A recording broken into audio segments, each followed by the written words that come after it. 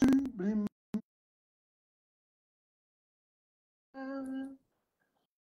L'injustice et la honte. Gabonaises, Gabonais, très chers compatriotes, en ce début d'année 2025, je rends grâce à l'Éternel Dieu Tout-Puissant qui, malgré les épreuves, nous a protégés durant l'année 2024.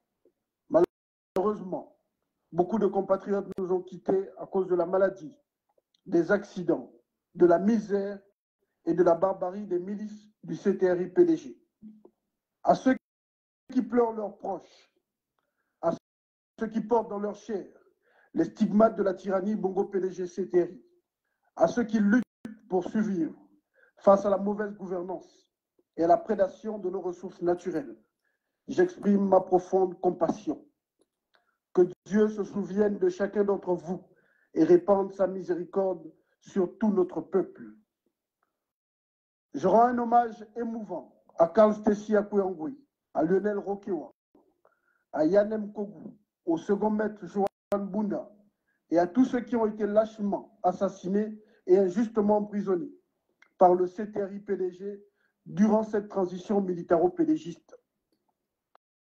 Mes chers compatriotes, notre pays traverse une période sombre, marquée par un désordre savamment orchestré depuis le coup d'État du putschiste pédégiste Oligui Nguema. Toutes les contrées de notre pays sont en proie à un recul social. Notre pays est dirigé par des imposteurs qui font du pilotage à vue et qui, inéluctablement, nous conduisent vers un suicide collectif. Le bilan est catastrophique. Ce n'est pas une opinion, c'est un constat qui s'impose. La corruption et le vol gangrènent nos institutions. Les défis du Gabon sont multiples et requièrent une mobilisation méthodique des ressources de l'État. Hélas, des milliards sont détournés à travers des projets fictifs et des contrats léonins. Les ressources du peuple sont dilapidées et les faits de corruption sont tellement légion que beaucoup ne s'en émeuvent plus. Le banditisme d'État d'une minorité prédatrice et le train de vie surréaliste des institutions doivent interpeller chaque Gabonais. Il s'agit là de votre argent, gagné à la sueur de votre front. Indignez-vous. Aux voleurs en col blanc, tapis dans les institutions, je vous envoie à Dieu. Et aux images de fin de règne, des régimes qui affament leur peuple et qui vivent dans l'excès, aux frais du contribuable. Le culte de la personnalité est institutionnalisé. Le kounabélisme et les louanges aux princes coûtent des milliards aux contribuables. Le tribalisme primaire du CTRI-PDG divise notre nation. Nous observons un repli identitaire au sommet de l'État. Les minorités ethniques sont marginalisées. Les clans paternels et maternels du tyran bongoïste Oligui Nguema bénéficient de la quasi-totalité des nominations privilégiées dans les postes étatiques. Cette tribalisation du Gabon est faite dans le but de renforcer une influence tribale et de déstabiliser les manifestations de l'opposition et la résistance. Nous refusons que nos sœurs et frères soient instrumentalisés à des fins machiavéliques et purement politiciennes.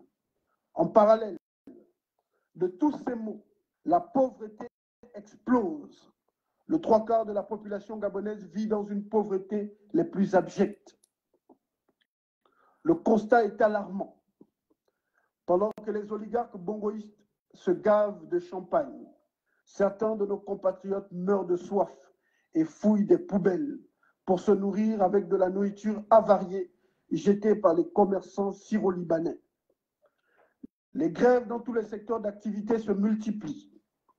Nos enfants étudiants à l'étranger sont constamment confrontés au stress dû au non-paiement de la bourse. L'exploitation illégale de nos ressources ne fait qu'empirer. Le chômage est à son comble.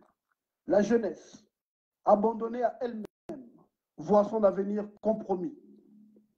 La misère entretenue par le système Bongo-PDG-CTRI a fragilisé l'autorité parentale.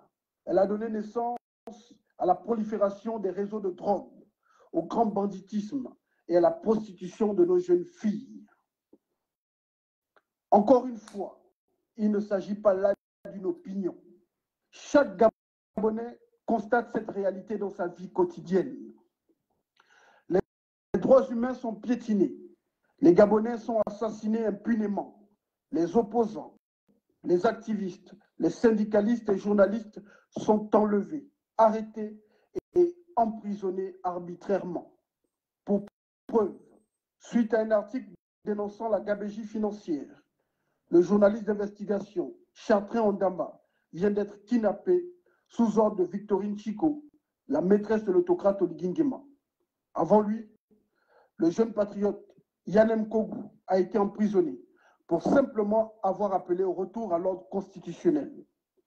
Nous avons suivi à Mondo Vision les menaces d'extradition du ministre de la Justice de la transition militaro-pédégiste adressées aux activistes de la diaspora. Nous avons vu l'humiliation infligée aux syndicalistes de la SCG et le kidnapping des syndicalistes Alain Mouagwadi et Thierry Nkoulou de la CONACICED. Les compatriotes Karl Stessi Akouangui, Lionel Rokewa et Johan Bunda ont été lâchement battus par les barbouzes du CTRI-PDG. Des centaines de jeunes ont été rasés et blessés avec un même rasoir, ce qui constitue un acte d'une haute criminalité. Et tous ces crimes sont restés impunis. Le Gabon ne souffre pas des maux institutionnels. Il est victime des hommes qui sont à la tête de nos institutions. La charte de la transition a été violée de nombreuses fois. Après la parodie référendaire, la constitution taillée sur mesure pour Oligui Nguema a été tripatouillée. Pour justifier sa candidature, le dictateur Oligui Nguema nous impose un code électoral unique qui confère aux militaires et magistrats censés arbitrer les joutes électorales le droit de compétir lors d'une élection présidentielle.